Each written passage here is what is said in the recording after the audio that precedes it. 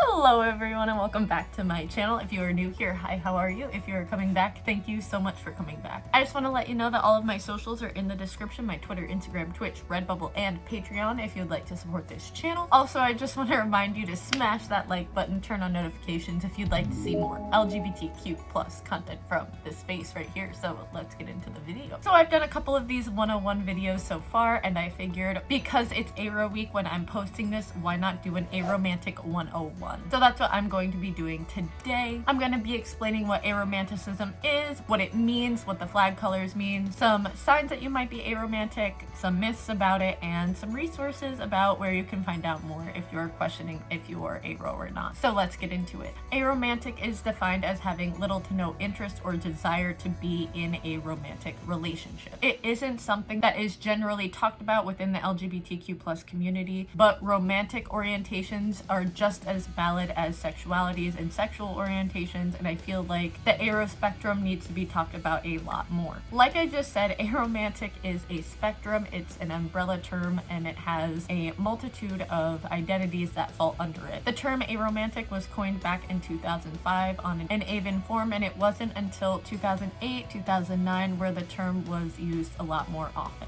The original Aromantic Flag design first appeared in 2011. Now it did go through a couple variations, but the one that is most widely known today was created in 2014. The Aromantic Flag is made up of dark green, which represents aromanticism, light green, which represents the aromantic spectrum, white, which represents platonic and aesthetic attraction, as well as queer platonic relationships. The gray in the flag represents gray aromantic and demi-romantic people, and the black represents the sexual spectrum. Now, I did a video on 5 signs that you might be aromantic with my sibling a little while ago, which I will have in the description below if you want to take a look at that after. But I'm still going to talk about a couple signs that you might be aromantic in this video as well. Some signs that you might be aro are you get uncomfortable doing romantic things with someone, such as holding hands, going on dates, anything that is romantically coded. It might make you uncomfy, and it could be a sign that you're aro. Another sign that you might be aro is that you've never really understood why people are so desperate to get into romantic relationships. And another one is that if you have been in a relationship with someone else who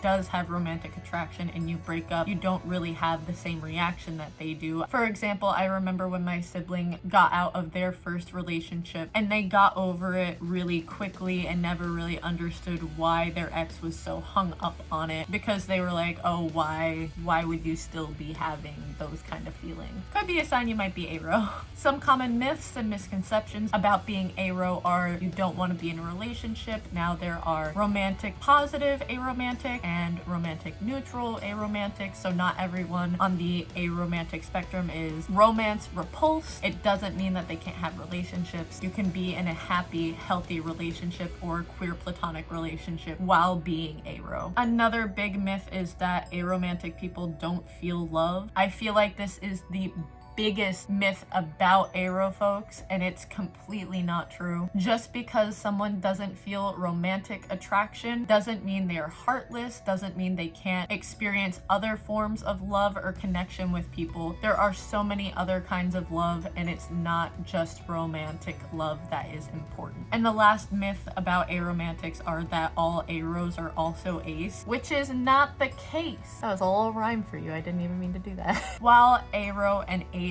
can go together and are very similar in their lack of attraction, it doesn't necessarily mean that every aromantic person is ace. There are aromantic people out there that do experience sexual attraction. The two are not mutually exclusive. And to find out more about aromanticism and possibly being on the aro spectrum, I am going to be linking aromanticism.org in the description box below if you want to find out more. And if you're looking for an aro community, there are a lot of groups on Facebook and Reddit, as well as amazing TikTokers as well, so the community is out there. Thank you all so much for watching. I hope you enjoyed this video. Comment down below how you figured out you were aromantic, or if you're questioning if you're aro. Let me know why. I love reading all of your comments and learning more from you guys. Thank you so much, and I will see you in the next video. Bye.